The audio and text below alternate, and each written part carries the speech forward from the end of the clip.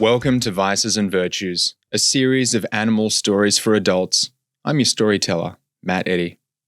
Vices and Virtues is a collection of fictional short stories written and read by me and can be listened to in any order. To find the other stories in this collection, please visit matteddystories.com. There you will find new stories, podcasts, and upcoming events. Full videos have been produced for each story and can be found on YouTube. Please make sure to rate, review, and subscribe. Today's story is about a tortoise trying to recover from a traumatic event. Please enjoy The Tortoise and the Pigeon. Standing on his hind legs at the edge of Central Park's lake, Tortoise leaned over the water's edge and shuddered at his own reflection. In the 2 weeks since the mugging, he hadn't left his apartment. His eyes were like stones poked into his sullen face, and his complexion had developed a greyish hue. Tortoise heard the pad, pad, pad of steps approaching from behind. His heart raced as he gripped the knife in his pocket. He turned as a hare, dressed in running gear, bounded down the concrete path toward him. Tortoise was sure he was about to be attacked again, but the hare rushed past and sprinted over the bow bridge.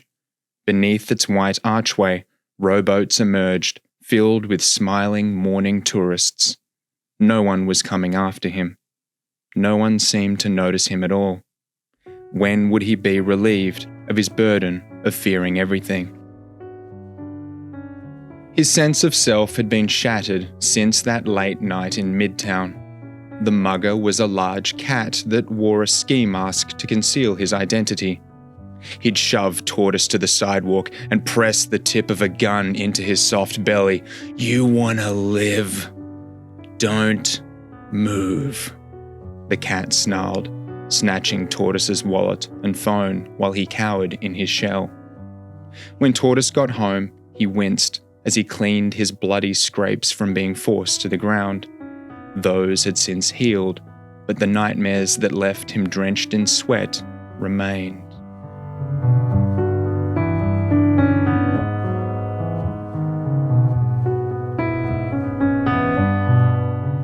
Today, Tortoise mustered only enough courage to leave his apartment, buy a coffee, and walk around the lake. His eyes darted around to ensure no one else was approaching. On the grassy area away from the lake, a bevy of swans squawked and laughed as they clutched their designer purses and adjusted their hatpins. The elegant birds seemed only interested in each other. Tortoise released his grip on the knife and sipped his coffee, feeling too afraid to appreciate anything but its bitterness. A pigeon walked towards the swans, with his wings tucked into the pockets of a tattered trench coat. The swans honked hysterically and flapped their wings. "Get a job!" hissed one. The pigeon hurried back to the path toward Tortoise. Tortoise's knees shook as he reached for the knife once more. "Hiya!" cooed Pigeon. "Spare $1?"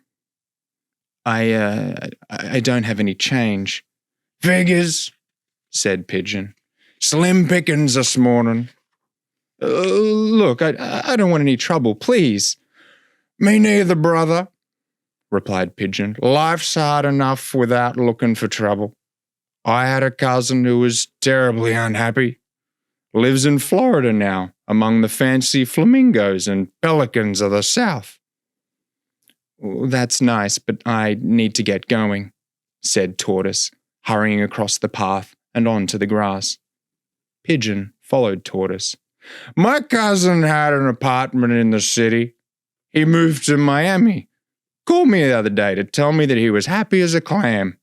Or he was eating clams, or maybe he was clamming. Anyway, as soon as he got some sun on the old beak, he was as pleased as a woodpecker at a Christmas tree convention." Tortoise stopped and chuckled. "Look up," continued Pigeon. "We've got the same sun sitting over our heads. Nothing better than sunshine to cure whatever ails you. Take a load off and come join me." Pigeon's trench coat splayed out around him as he sat, displaying the full array of stains and holes that marked his garment. He patted the grass beside him, beckoning Tortoise to sit.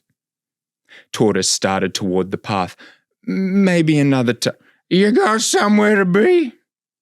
Pigeon asked as he reclined to lay on the grass. Tortoise thought about his bed sheets, probably still damp from his night terrors. No, murmured Tortoise, softening his grip on the knife. I guess not. He placed his coffee on the ground and sat next to Pigeon. Now, continued Pigeon, lay down and close your eyes. Tortoise lay on his back, exposing his soft underside. A swan honked, and Tortoise instinctively rolled over and pulled his head into his shell. Oh, come now, called Pigeon, his beak tapping the top of the shell. Never mind those glorified geese. Get out here. Tortoise peeked his head out to see that the swans were paying no attention to Tortoise or Pigeon. Pigeon lay next to him, with his eyes closed. Can't let those swans tell you how to live your life, said Pigeon. Get some of that vitamin D on your face. Tortoise again rolled onto his back, letting his neck and claws relax. His tummy warmed and he stretched out his legs. He closed his eyes, taking a deep breath and holding it momentarily before letting the air rush from his body. The sounds of the city fell away.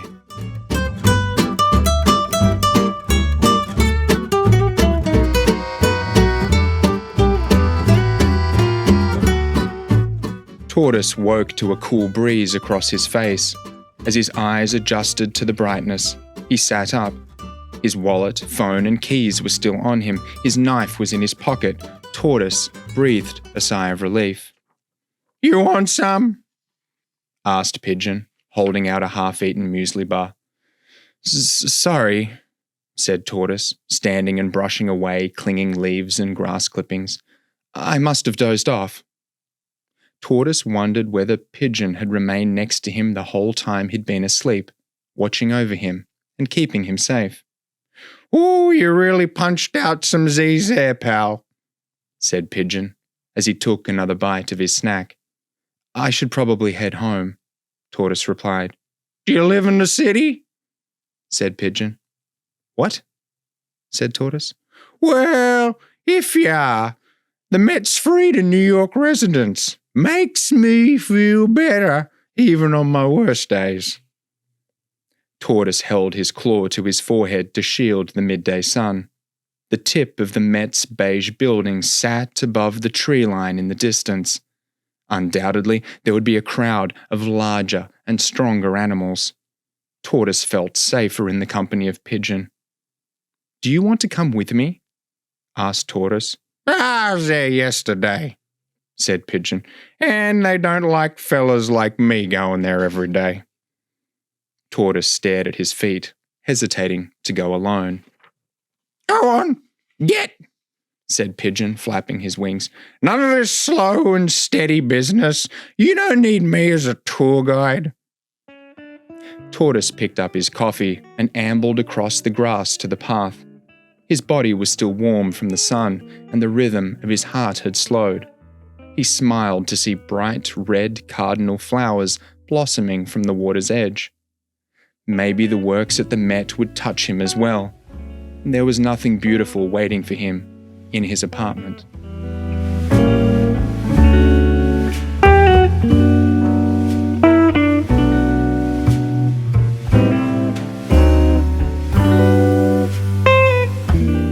When he arrived at the Met, Tortoise stood before the imposing limestone building and its hulking wooden doors.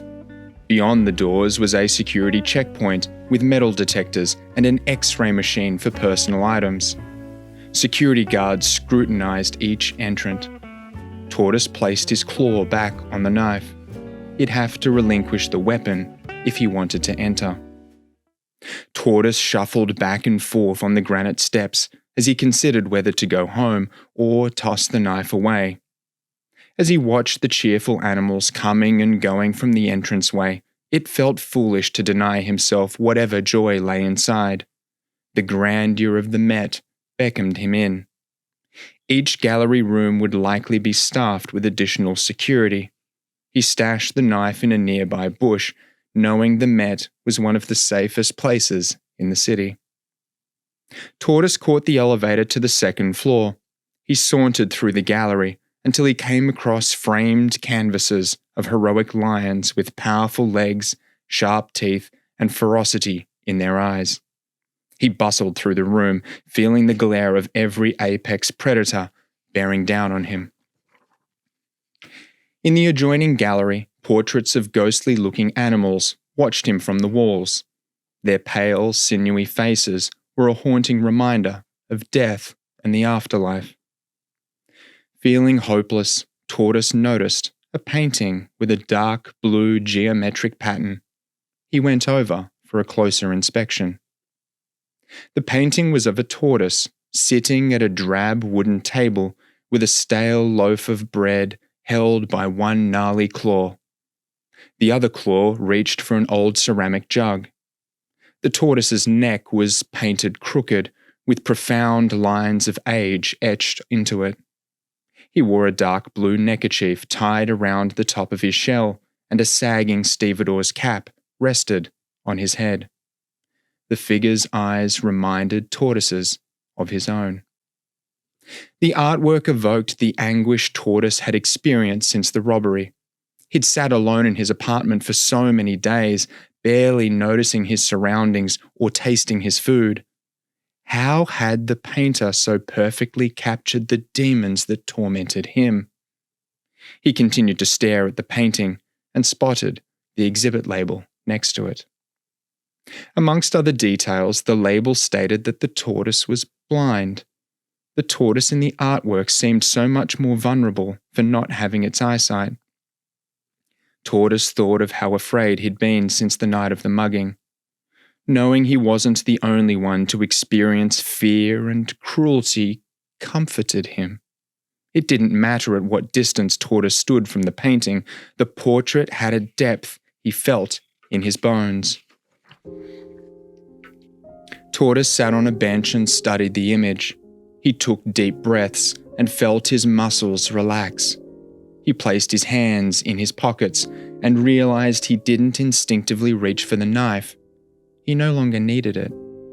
When the intercom announced the Met was closing, he went to the Met's cafe and ordered 2 coffees, one for himself and one for Pigeon.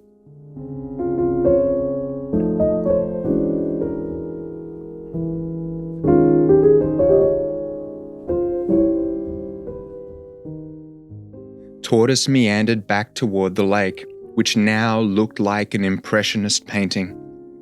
Ripples of water from the rowboats were softened and distorted by sunlight, and the moss and the water lilies became delicate dabs of paint. Pigeon wasn't sitting on the grass. Tortoise placed the coffee cups on the ground and climbed onto a rock to get a better view of the park. Beyond the swans, a beaver sat on a bench, cradling her screaming baby, rocking back and forth to appease the kit. The mother threw her head back, seemingly in despair, as the baby spat its pacifier onto the ground, crying even louder. Tortoise called out to the swans, "Have you seen Pigeon?" "The police came and shooed him away," said a swan. "Why?" said Tortoise, getting down from the rock. "Why? Pigeons are nothing but a nuisance." Tortoise looked around, hoping the swan was mistaken, while knowing how impossible it was to find one special pigeon among all the pigeons in New York City. He'd only known Pigeon for a few hours, yet the time they'd spent together had left him feeling more like himself. Tortoise was grateful for Pigeon's intrusion into his life. The baby beaver squealed. Tortoise picked up the 2 coffees and walked past the swans to the beavers. The kit was wrapped tightly in a blue blanket, with tiny logs stitched into the fabric. The baby stopped screaming and watched Tortoise sit on the bench beside them. The mother clutched her baby closer to her chest. Tortoise recognized the fear and frustration in her eyes. "Hi," said Tortoise, raising the spare cup in his claw. "Would you like a coffee?"